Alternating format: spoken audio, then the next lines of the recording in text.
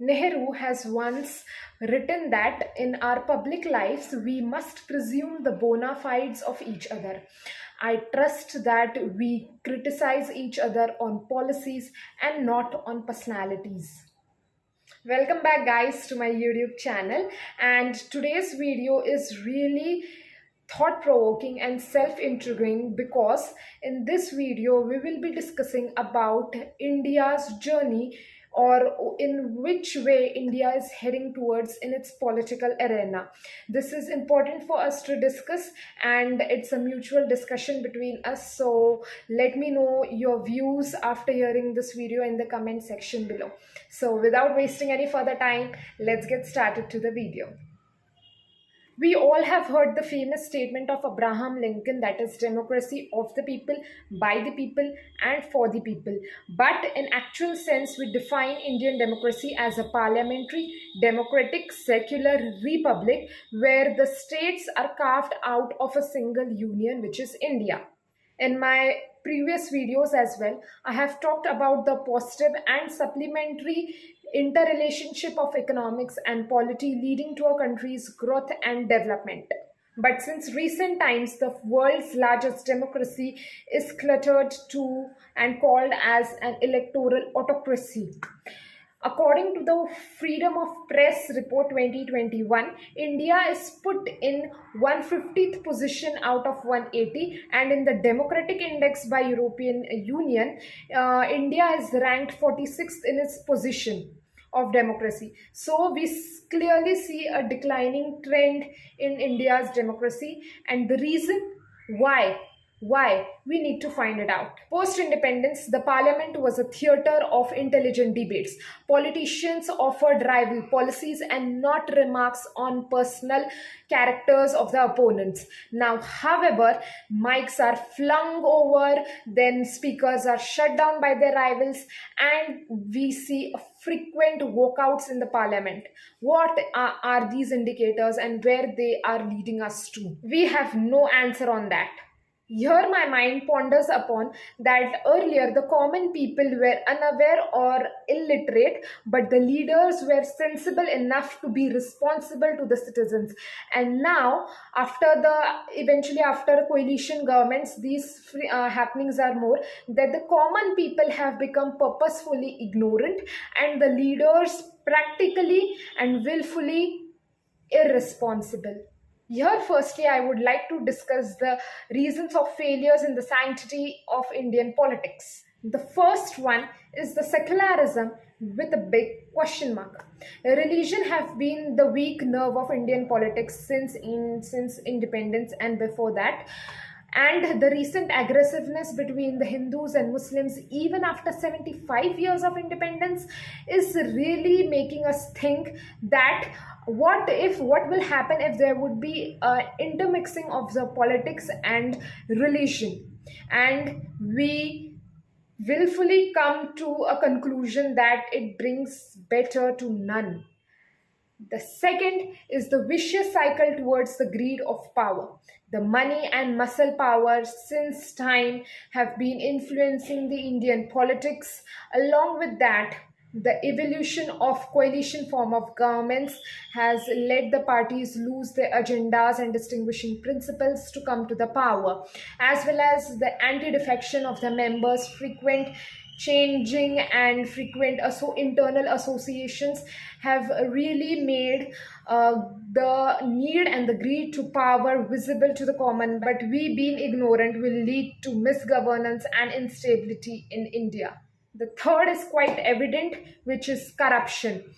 We all know till what level and how much the penetration of corruption is there in India, even though red tapeism has reduced now, but the extortion is at a very high level to the more, and it is from the most bottommost level of the governance. The fourth, being the most important threat to democracy, is the weakened opposition. Now, in parliament there needs to be debate, discussion, there needs to be emergence of local political parties or their stability in their respective local areas to guide the government, to approach the government and tell them what is right, what is needed, and to discuss mutually and bring better policies for the people. Parliament's reduction in working hours has been seen since time, and recently the reports have said that Parliament has worked just 49 hours and wasted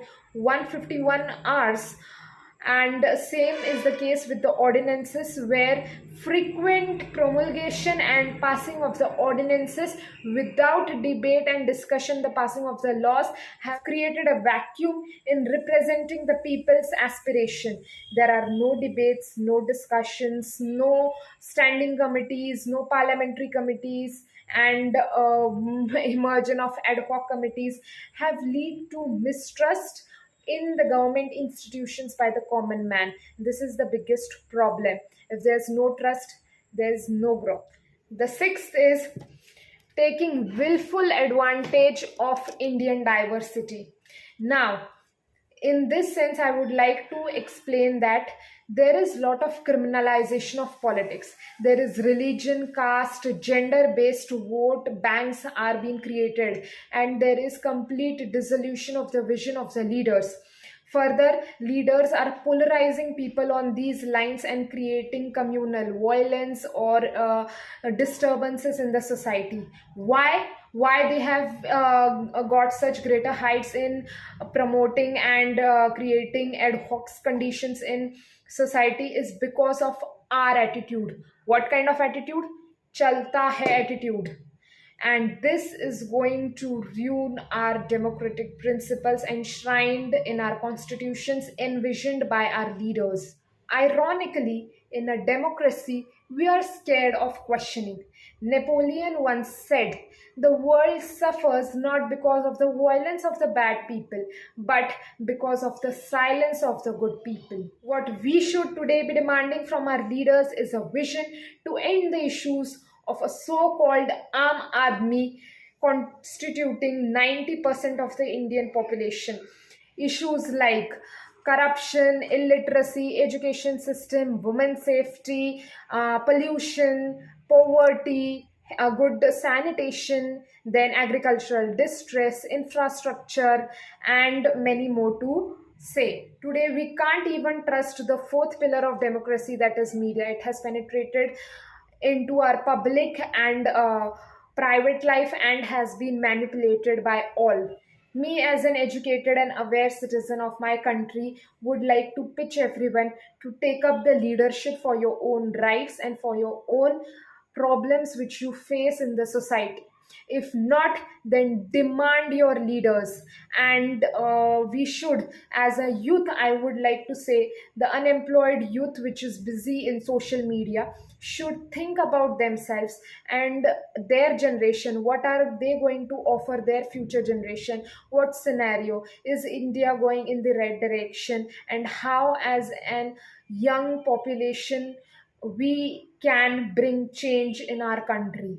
So this is the point of discussion of my video, that the youth should not get affected by personal remarks which are being frequent in politics, the religion, then the caste, and all other sorts of discrimination, but should look on the points of the leaders that they make on the vision, where they see our country in next 10, 20, 50 years, and what are the opportunities they are going to provide us. So with this, it's a wrap. Yes. The announcement time. I would like to announce for all my subscribers that I will be going to start a series of current affairs wherein I would be taking up important issues revolving around our daily lives in India. What are the happenings from Monday to Friday, and we'll be discussing with you all on Saturday, so that you all would be aware about what are the happenings in our surrounding. So don't miss those, and if you like the video, give a thumbs up, subscribe below, leave a comment what are your thoughts, and do share this video. Thanks for watching.